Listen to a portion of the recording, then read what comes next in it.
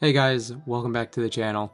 So, one thing that I really wanted to make a video on was honestly the experience on being a gunslinger at Worlds and like the decks that I was using.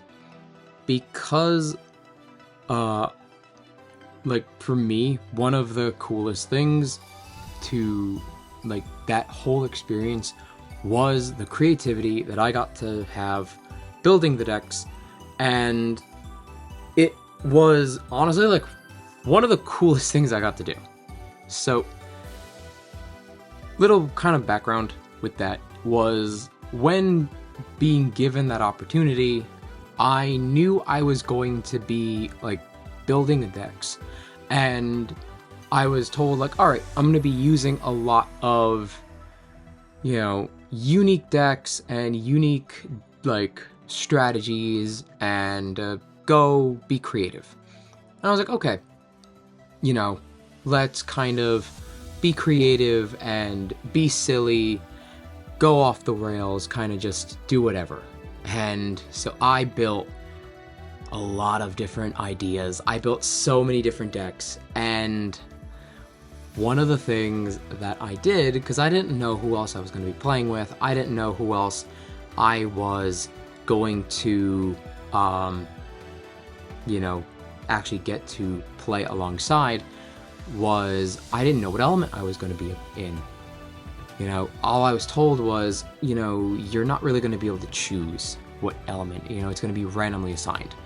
And so I was like, okay, I only really know how to build like certain elements, so let's take this like week, 2 weeks leading up to the final premiere, and really just try and build any random deck that I can. And so that's what I did. I built so many different random decks, and when I tell you that I built probably like 12, 14 decks just with all different elements, all 8 different elements. But then when that final premiere first like debuted, and it was like, okay, we know who, like, I want to say like 6 of the 8 different casters are going to be, but we still need the last 2. It was like, okay, that's fine. Then come that final premiere, we know who all the players are going to be. They put us all into a group, into a Discord server, and it's like, okay, we all figure out what our elements are going to be. And I ended up getting wind, water, and frost. And I'm just like, oh, that's interesting. Because of the fact that I know frost, but I only really know bears. And so I don't really know much about frost other than bears, because frost is a very, I dare say, xenophobic like building style, due in part that like Morfrost is a very centralizing, like, you build Morfrost, so it's like you kind of stay Morfrost. You build Blistrix, so it's kind of like you're building Blistrix on top of something. Bears stay kind of bears. Like, Frost really doesn't branch out into a lot of different elements, so it's really hard to mix and match outside of like the different elements that you have. And so trying to think of like different and weird and wonky playstyles that Frost could do was pretty interesting, because the only 2 playstyles I knew for Frost were Shiver or Control, the one I kind of knew going into it, like Frost Nexus Control, Shiv Control, or Bears. And a lot of times I did try mixing the 2 together, which, let's be real, it did not work. It really did not work mixing the two styles together. As much as I tried putting Champ Glaciersa on top of the Shift Control, Frost Nexus stuff, it does seem like it could work. I never was able to properly make it work. And because everything else just was a bit too fast, a bit too more controlled, and it just did not properly align.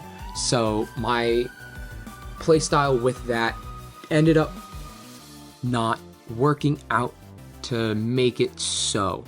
So I was like, okay, I need to figure out like where I need to mix and match and say, what am I doing? Because I think one of the casters was doing more Frost, and at the time, the other person who was doing Frost wasn't responding, so we didn't really know what they were playing. Water seemed pretty easy. I had my ideas. I had my Chronodile that I really liked playing, and I think at the time, someone that I was wanting to kind of help out with their deck was wanting help with a water deck. So I was like, okay, I can help out fix your water deck, and I could use that as one of my decks. And also another community member had given me a really good idea for another type of water deck. So I had a lot of really strong water decks, and so I didn't really have like that many like bad ideas when it came to water, as well as the fact that, you know, for me, I have the philosophy that like when you're playing water, fish is a really good backbone. However, when you're using fish, you should be using fish as a backbone and a nexus bank for like draw, but you really should not be using fish as just a means of like you really shouldn't be using fish as a means of like replacement for fives. You know, in this type of meta, you know, things are going to be getting a lot bigger, a lot stronger, and a lot faster than fives. So yes, you can replace, you know, you can replace the 5 strategy very quickly. The beatdown strategy does, you know, scare off people very fast. Keeping people off of a board is a very strong playstyle, and yes, it does actually work primarily well in the early game. But if you're able to get through and break through that, or if you have the back row necessary, then honestly, like, you kind of need to then use the fish, or what I was doing with a lot of my water decks, and what I'll show you in this video, is like I was using a card, one of my favorite cards, to both bait out a lot of back row alongside a lot of the Nexus banks. But alas, with combo decks, as I keep saying, it's one of my favorite types of strategies, but, you know, comes an issue. The issue is it has a common weakness. You either draw all your pieces, you draw none of your pieces. You almost never draw the perfect mix of the two. But the issue is that that is the issue, is like it's never as consistent. But I do love just having the combo pieces, and I love having that like explosive type of feel, because it's what makes card games for me. But the card that I'm wanting to talk about is Pelaquarius, Champ of Aphrodite, because oh my god, all water decks that I was using was abusing that card. It was taking that card's ability to Nexus a Water Spirit and being able to ascend over to any wind or water Elestral from your hand, and being able to just put down a 2 or 3 drop carte blanche and be able to just have the ability to go rampant. You know, you have a 3-drop in hand, you have a wide board, you just go boom, Nexus Bank, done. And it was insane. It was terrifying. And I kid you not, you could have wrecked people with it. And I did. There were boards that I terrified people with it. I got terrified by it. That's why I wanted to use it. And again, it's like, you know, everyone's different, and that's why I love this game so much. Because, like, I saw the use and the niche possibilities of that card that other people didn't. And that's why I was like, I'm gonna take my opportunity, my ability to, you know, be at Worlds, to showcase the ability of this card and say, I'm going to give you guys the first-hand experience of this card and, you know, be like, you know, this is an amazing card, don't sleep on it, and this is what I can do. But with that being said, there is that weakness. But that was like the whole point of a lot of my water decks. When it came to Wind I think was the easiest deck for me to build so many decks for it, because I had its Toolbox. Another one of my favorite type of deck builds is Toolbox decks, and I just had, I think I had like 15, 16 different builds alone that I built for Wind. And it was insane. Like, the level of creativity I had for Wind was out the door. Like, it was insanity. But I couldn't act on them for the one possibility that, like, I didn't have all the cards, I didn't have the room, and I didn't have the testing ability. I didn't have the ability to test everything. So I just had to almost limit myself to just what I was able to test with the time available and allotted to me. The irony is that I ended up building more like deck lists while I was at Worlds that I just was unable to test because, or even build at Worlds, because I just was too tired almost every day after the event. So that was like my one big regret, was I wanted to build more decks at Worlds that I just couldn't. But I honestly feel like Wind was like my biggest and most creative like sphere that I had, and I wish I acted on it a lot more.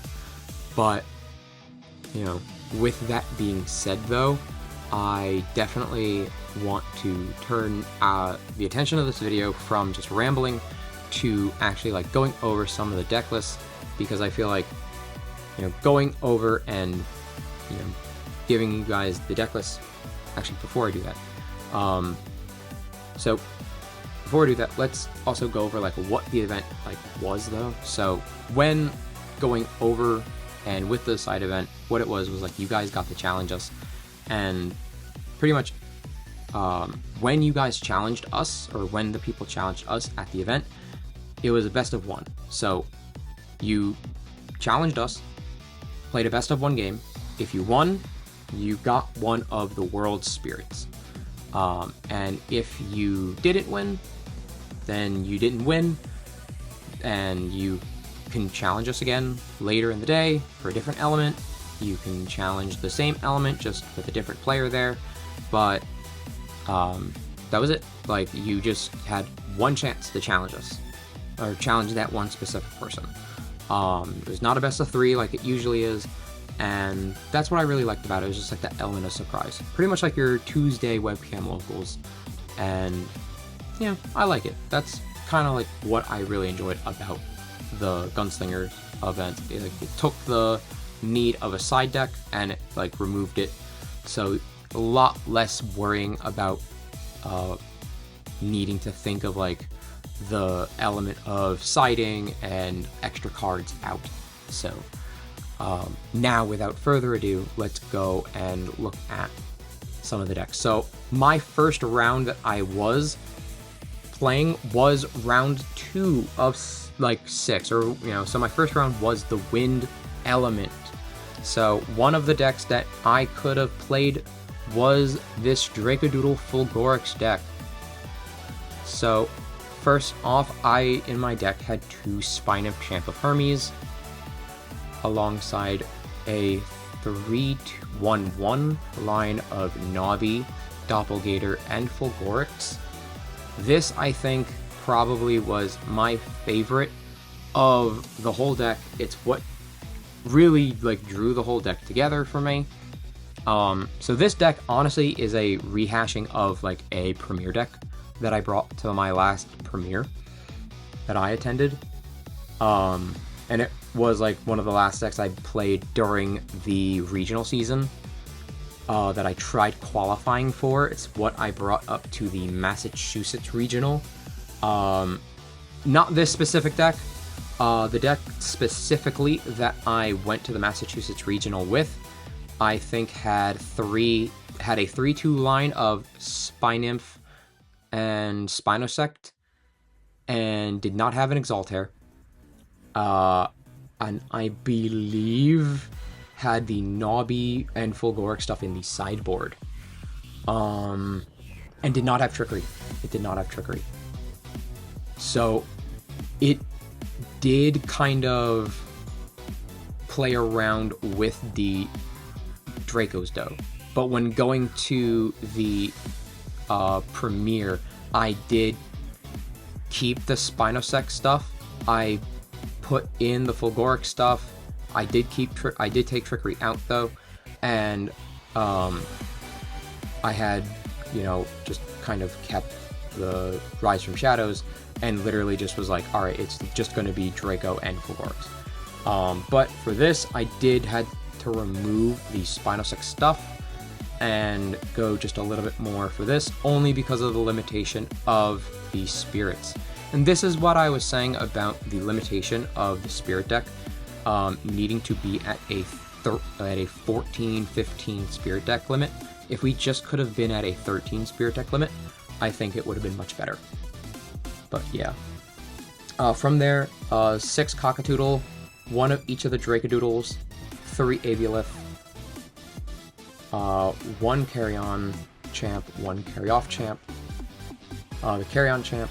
So the Cockatoodle Champ says when sent from deck or field to suppress, and regular Cockatoodle just on cast, target an Elestral and suppress. These really are just here to synergize with Dracodoodle, because it says when the little bird is sent to Underworld, I can special cast it out. And this is here because it just is one of my more favorite Elestrals. So if I am able to get it out, great. I just like it. I have the serialized Stellar of it, so I wanted to like bling it out. I wanted to have the 1-in-1. It does brick. It does kind of brick a little bit, but I like trying to play around with it, because if I am able to get it out, it is wonderful, because I'm able to burn my opponent for 3 if I do destroy something on their board. The Aviolith is literally health. It does make every Hermes deck a 32 spirit deck. The Carry-On is for extra, like an extra guy on the board. It's the reason why it's like an every 2-drop deck. Carry-Off for removal. And Exaltair, I'm not 100% sure why. I think I was just looking for like an extra body. So that I'm not 100% sure. 3 Hermes, 2 Trickery, 3 Rise. Oh, you know why? I was looking for something to Nexus for the Doppelgator. That's why. So if I was able to get Exaltair out with Doppelgator on board, I can then Nexus and go into Fulgorix. 3 Gorgons, 2 Ambrosia, 2 Alter, 2 PTA, and 2 P-Box. I feel like this deck, as it is, was pretty good. Couple changes I might make was probably just adding in a second Carry-On for the Exaltair. That's probably it, because I feel like the Exaltair was just a dead card. It was nice to have it if I could Nexus, but otherwise it was a dead card, and it was just like if I have to search for it, it was searchable. Another one of the wind decks that you could have challenged me with at the time was my pig deck. This was honestly a very creative deck for me that I loved. Just for the fact that I was like, I got inspired by the Adventure Time Card Wars scene. I fluked the pig, and I wanted to build a deck around it. And when I say it's all pigs, it's oops, all pigs. Except for the one Galaxair and the 3-2 line of Findus Champ and Hibufin Champ. Because, you know, Land Sharks and the Flying Whale, they're pigs. They're honorary pigs. But yeah, 3 of the Earth Pig 1-drop, 2 of the Earth Pig 2-drop, 3 Champ Sorlet, because it searches out all of your Champ Aeolus stuff, 3 regular Sorlet, 3 Champ Chrysor, 2 regular Chrysor, EQ, Dio's Madness, and then 2 Monsoon, 2 Breeze, Ambrosia, Gorgons, Aeolus, and Island of Aeolia. I think legitimately, this deck is probably one of the funniest. I did not expect this deck to actually do well. I think this deck was, in my opinion, one of the decks that I expected to do really poorly and never actually work. And it surprisingly did a lot more work than I thought it did. In testing, while here, like at locals, it did take a lot of games. Then bringing it to Worlds, there were a good number of times and a lot of times where this deck actually did take a good handful of games and did see a decent number of success, but overall it did end up losing a good number of times as well. But honestly, it was not as bad. There was actually one win deck that I had that I'm not even going to show you guys because it was so bad I just don't want to even admit that I had it. I don't even have the deck list anymore. Like, I think I changed it on here, like on my build Elestrals, like 5 times. Like, it physically does not exist on my build Elestrals account. And like the physical deck I never actually changed because I meant to change it. Like, it meant to actually be deconstructed, but I never physically deconstructed it. And so, like, by the time I meant to deconstruct it, I was like, oh shoot, I forgot about it. And it actually did well at a locals, and I was like, yes, I'm gonna keep it. And then I brought it to Worlds, and it sucked. Like, it actually, like, got demolished so bad. I'm like, and you're never going to see the light of day again. But it didn't even see the light of day on the Friday. It only ever saw the light of day on Saturday. And I was like, oh, but it only ever saw 1 game. So maybe it was just a bad 1 game. So then I was like, let's try it again on Sunday. And it was the first game on Sunday.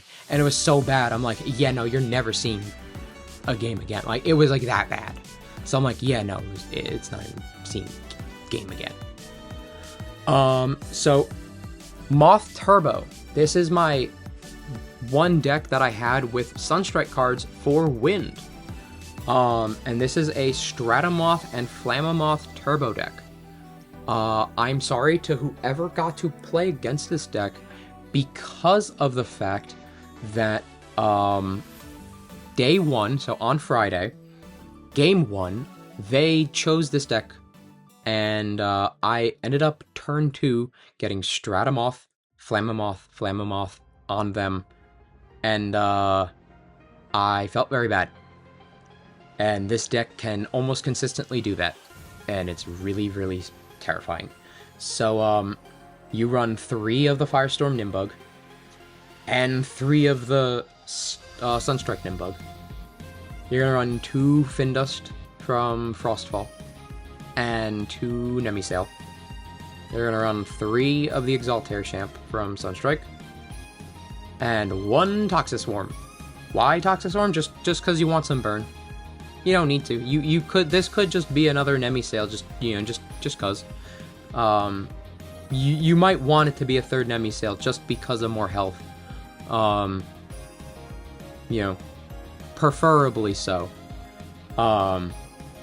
From there, you're gonna run 3 Saracoon Champ because it's like the best card in the set, and then 2/2 of Flammamoth and Stratamoth Champ, and then 3 Aeolus, 3 Bag of Wind back in the bag, 3 Tower of Wind. That is probably the most important thing, honestly, and I feel this is even more important.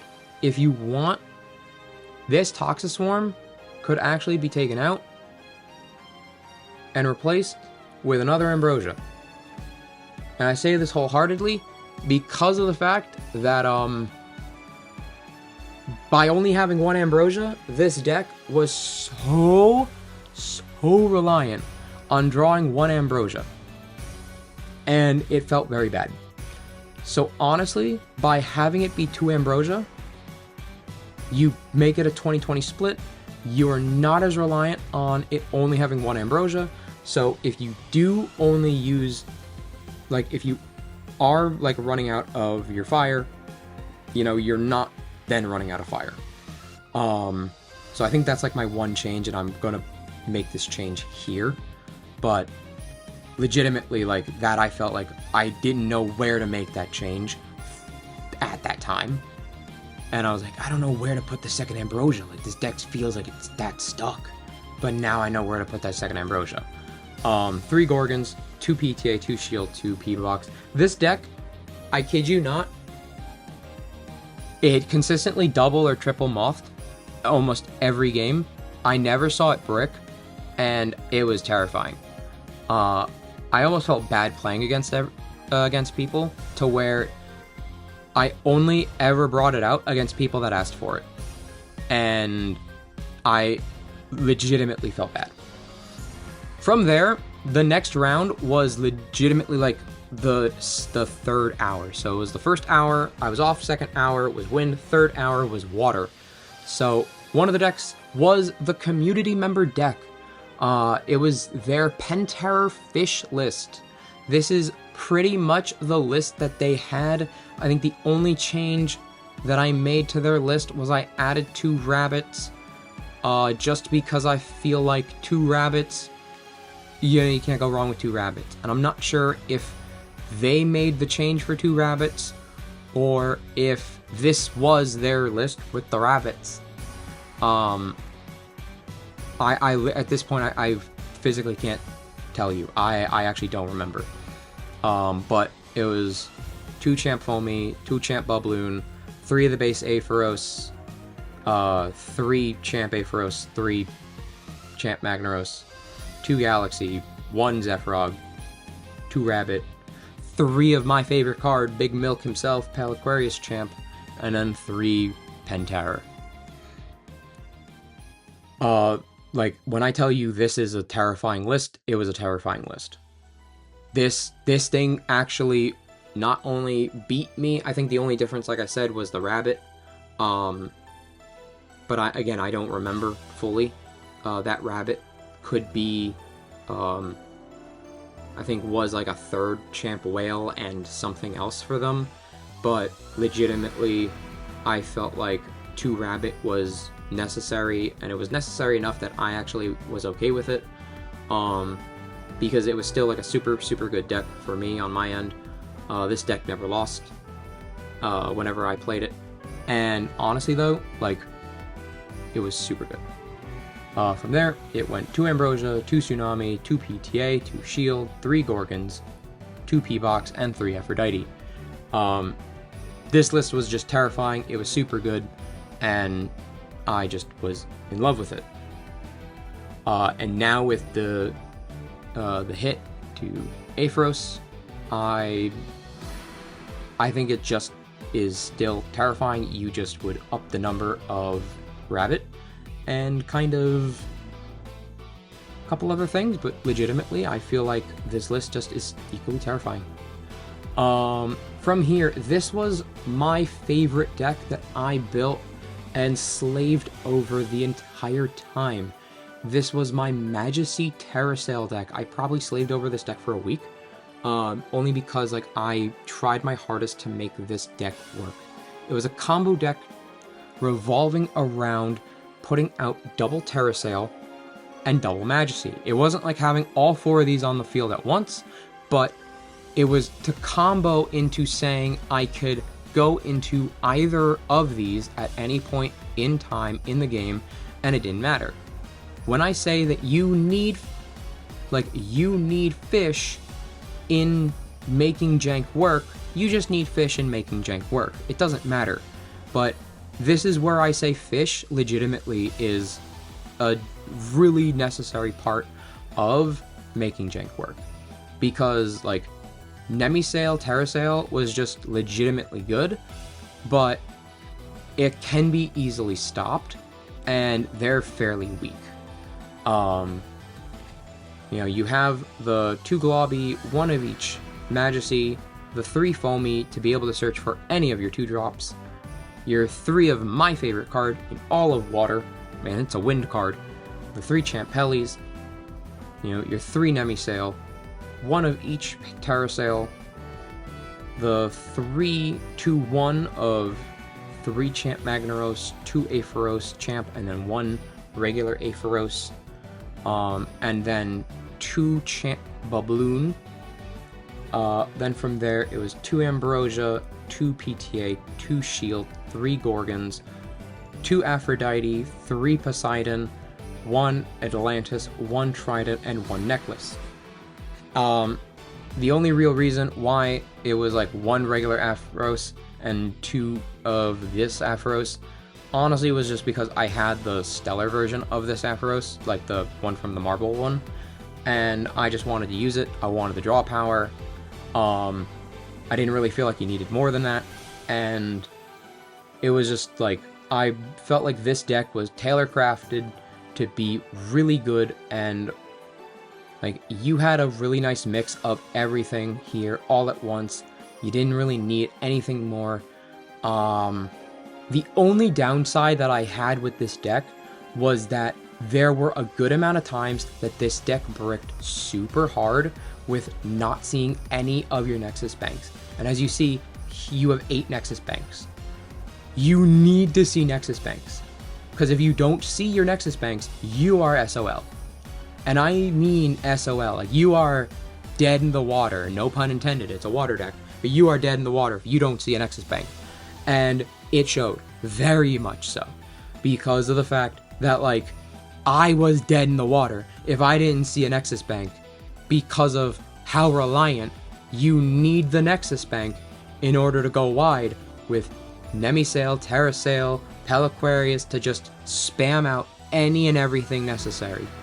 You know, it was a very flawed deck to begin with. The concept was for a person who wanted a combo that was a very flawed combo to begin with, but, you know, challenge accepted. You know, I love a good challenge of theory crafting a deck, and I love this deck.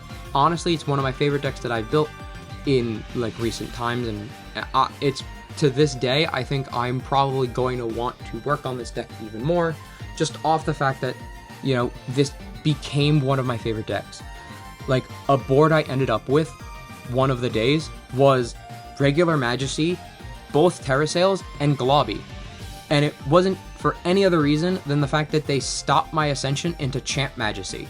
I would have had all 4 bosses on my board if it wasn't for the fact that they P-boxed me. Or Gorgons me, I don't remember.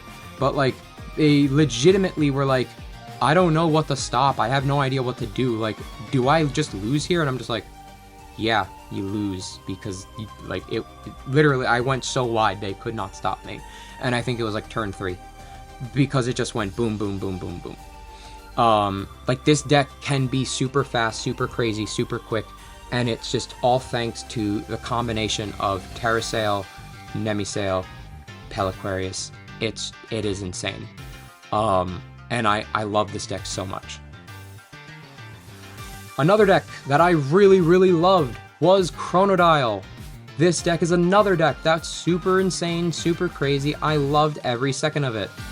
And again, it's just your very standard Chronodile deck of 2 Chrono, 2 Nomodile, a 3/3/3 line of Aphros, Magnaros, 3 Foamy, 3 Champ Palaquarius. Again, like I said, all my water decks were abusing the living crud out of this Palaquarius. 1 Dratagua, and 2 Galaxy regular. You know, I just have naturally higher base stats and defense, so it just makes sense to just go regular Galaxy instead of Champ Galaxy. Literally go full double Divine here, 3 and 3, because of the fact that I was maining 3 Aphros here. 1/2 of the Necklace and Trident for the Trident lock, and then 2 Ambrosia, 3 Gaze, and then 2 of the PTA and 2 P-Box. This deck was a very, very just high octane all or nothing deck, and it showed. It really showed. There were games that it just super high rolled, super won, and then there were games that it definitely lost. I remember playing a game where I kid you not, I tried activating Nomodile's effect 4 times, and I think it was like 3 of those 4 times it got Gaze, because they had Gaze the first 3 times. And it was like 3 times in a single game you had Gaze, and it was insane. I could not believe it, and it was insane. So, like, I was flabbergasted. But, no, it was definitely, this is a deck that I feel like is one of my more favorites, because Chronodile is one of my favorite bosses of all time in this game. But I definitely feel like it was one of my stronger decks too. This is what I love calling my Toon World deck, just solely off the fact that it's my Zephyrog deck. Again, you just go like a 3/2/3, just basing off of fish. Like I said, if you're building jank, you're building it off of fish. 3 Foamy, 3 Pelly. You know, again, you're also building it off of Terrasail, Nemisail, and then your Zephyrog and Chrysaor. So I essentially, ironically, built this very similarly off of that Majesty list, and I just swapped out a couple of the cards that were more for the more for that deck, and I just swapped them out for Zephyrog Chrysaor. And when I say that this list is a lot stronger than that deck, this ends up being a lot stronger than that deck simply for the fact that you're not trying to worry about going into like a Majesty.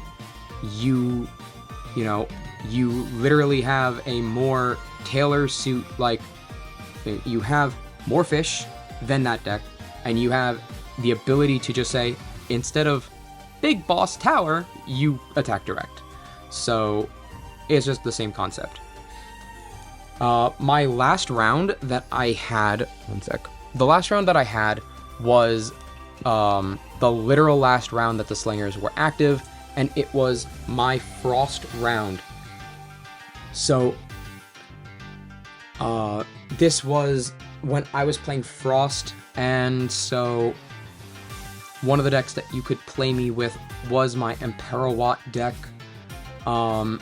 I originally wanted to build an Imperawatt deck that was more around Imperawatt, but then once I heard that Imperawatt was getting some form of support in this upcoming Sunstrike set, I wanted to then mess around with like the actual like Hera stuff. However, I feel like what I built here, and I'm not really going to go over this just for like the sake of time, just off the fact that like this deck didn't really do all that well. I feel like this deck, like in testing, it worked, but it really didn't work all that well. And I feel like what I was able to do with it was okay. And the reason I say it was just okay was because of the fact that, like, what it does here is it showcases that everyone told me that to build a Hera deck for Emperor Watt, you need a lot more Thunder. And I said, you're not wrong, but because of the limitation, I wanted to build, I still wanted to build it, but I want to at least try and build it using the limitation. So let me try and build it with 6 Thunder, see if it's functional, see if I feel like I need more, and if it's going to be tight. And honestly, it didn't feel that bad. I honestly didn't feel very hindered by it being 6 Thunder at all. I just felt like I built it wrong. And with me not having that much time to build it, I feel like my only limitation is the fact that I needed more time to actually build the Emperor Watt deck, to actually properly build it right. But I actually don't think the 6 Thunder was that much of a limitation. I feel like I could probably find a way to actually build this deck properly with only like the 6 Thunder stuff. But, you know, that's just me saying it. I think, you know, there is a way to properly build this. Next up is this funny wonky deck. And yeah, I did go crazy with like the nice higher rarity stuff because this was like the last thing I built. This is the Paleoth stuff. This was like literally when it was getting revealed, this was like the last thing I ended up building. So Paleoth, Neandersloth, I literally said, you know what? Let me build a deck that just says, when I Nexus or receive a Frost, do something. And so I built this off of the thought process of, I love Morlith Toolbox, and let's just see if it works. So I have my Keone Morlith Toolbox, you know, skeleton, and, you know, does it work? And also have it work alongside Aura Borealis, because of the fact that Aura Borealis is a card that not a lot of people use or even utilize as a whole, and see if I could find ways to actually make it useful. And honestly, it didn't do that bad. I don't remember how useful the deck was. I don't remember how many times I got to actually play the deck, solely off the fact that on Sunday, we as Slingers actually ended early, and the round that we ended was the round that I was supposed to be going up. So I never actually got to fully play this deck as many times as I'd like. But, you know, in the couple rounds of testing that I did get to play, and I think I did play this once or twice, I think I played it like a couple times, this deck was okay, but it was still like built off of an okay strategy. I think it just was like, it was alright. But it was still built off of like a pretty interesting like gimmick that I really love, which is the Keone Toolbox stuff. And I personally really love this Morlith Toolbox stuff, using Morlith and searching out stuff, making it a pretty fun combo with Frostrix Champ, just allowing me to special cast anything from the deck with Keone's ability. Next up is probably one of my favorite decks. I built this solely off the fact that I was going to Vegas. So because I knew I was going to Vegas, I said, I'm going to build Blizzstrix. I don't care, I'm building Blizz, and I'm building Blizz in the way of a slot machine. And I think if I was to rebuild this in a like more proper like sense of the word, rebuilding this, I honestly would probably even make this even funnier. With like taking out maybe the Morlith Champ, then a Morlith, and putting in like Paleoth, Neandersloth, like actually like putting in a little bit more stuff. But when I tell you, like, this whole deck was just built specifically to be a slot machine, it was a slot machine, and it worked. Because this was super turbo, super aggro, super fast. It won so many games. It was super funny. I think the only like, it did lose a couple games as well. You know, it is a slot machine. You either win or you lose. But I remember people were so shocked, like, oh my god, how did I lose this game? And my opponent, it was one of the Aussies during the staff slaughter. And he's like, well, I mean, my opening hand was Shield, Shield, Guardian, Guardian, Novacore. And they're just like, oh yeah, of course, that's how, of course, you lose. You know, he just had the perfect hand to deal with double Blistrix. And I'm like, yeah, of course. Like, of course, like, that's how you lose, is, you know, they just open godly. But, like, when I tell you this was, like, the best deck I ever built, this was, like, the funniest deck I ever built. So, I love this deck so much. It's just literally the best slot machine ever. Just 3-2 line of Dougie Dugabus, 3-3-2 line of Snowlit, Asperal, Blistrix, and then just like Frostrix, Article Champ to be able to actually get your Keones, and then some more lifts, and you know, it just is great. I think, like I said, any actual changes I'd make is probably adding in, you know, Paleoth, Neandersloth, and that's probably it. Then of course you actually have like Boulder, Dice, Avalanche, like actual stuff like mill and shuffle stuff. Next up, we have the other fun gambling deck, which never actually really saw the light of day, solely off the fact that the one time I actually really did play this, I never fully saw this work. But it was really funny because I did kind of see it work a little bit, which is a Nixamera Gambit deck, where I tried building it to be like, I played Bunix, I try get Nixameras off, and then I have Gambit because I'm naturally going to be playing Lunar, so then I have just Nixamera Frost Control to like control the board, and then I just have Gambit to just do Gambit stuff. Honestly, this was just a stupid deck.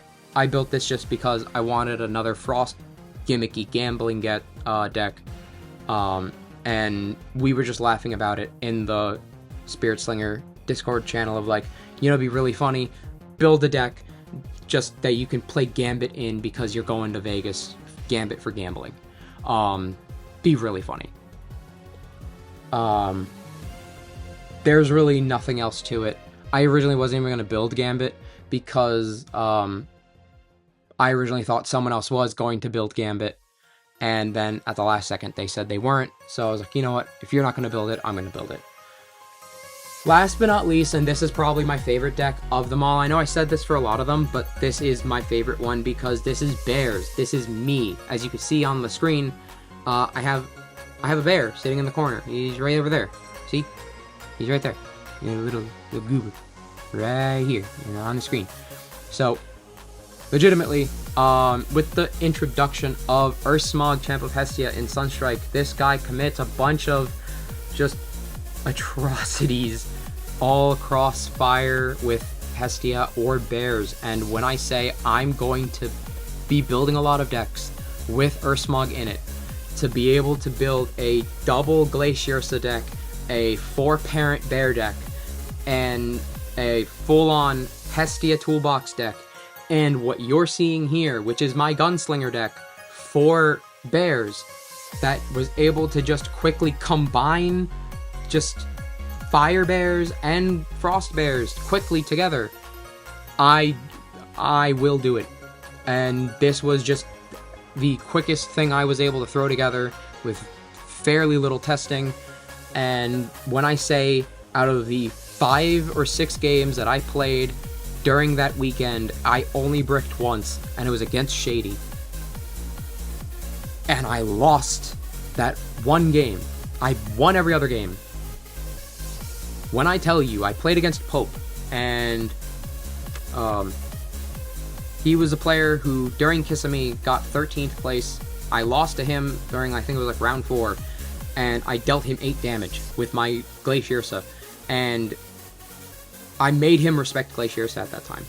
And then, it was really funny, too, because I was like, I'm losing this game, I'm going to deal you 8 damage with Glaciersa, just because I know I'm going to lose this game. And so, literally, during our game,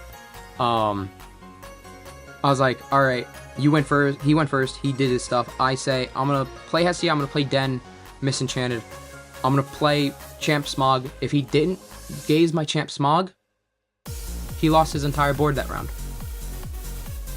Because I was going to commit all sorts of atrocities on his board. So instead I pivoted and said, okay, well I didn't use my normal cast. I go normal cast out regular Smog from hand, effect, bring out Champ Ursicle, search out Keone, set 2, pass. I stop whatever he did that turn, draw Champ Majursa, ascend into Champ Majursa, pop 2 things on his board, swing in for 4, which was more than enough momentum to have him scoop.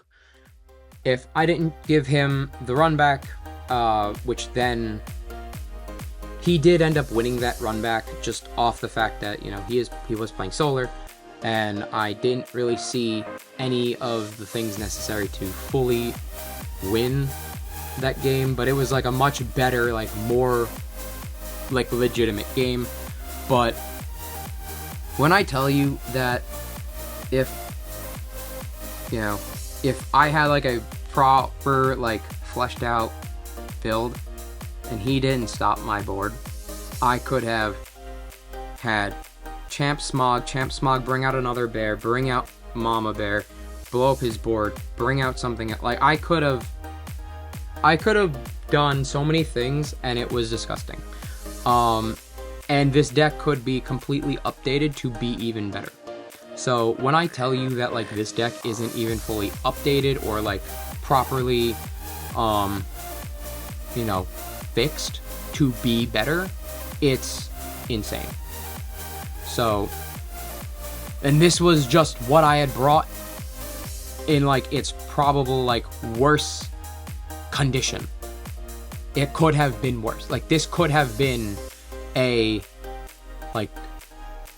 could have played a much different game.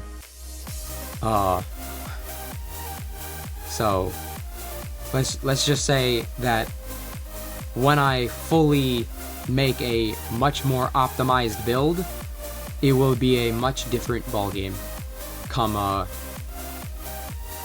me fully playing this deck in Sunstrike. But yeah, like that's all the decks that I brought with me during that event. The event as a whole was super fun, and I did want to make this video. I probably should have broke it up into different sections, but I felt like one full video might have been a little bit better, just for like, whatever. So, but thank you guys so much. Sorry for like the full rambling, but just kind of going over all the different decks, because it was a lot of decks. I did want to kind of go over like a little bit of the decks to show you like all the different things that I did build, and it was pretty cool. It was really like a lot of like creativity of like what I was able to do, what I was able to create, and going into the future of like going into Sunstrike, I have a lot of ideas, and not really like for this little like mini format. I have no idea what I'm gonna want to do, if I'm even gonna have any ideas for this little like month and a half, 2 months. But I know definitely going into Sunstrike, I have ideas, and I'm looking forward to making videos on those ideas. So thank you guys so much for watching, and I hope to see you guys in the next one. Peace.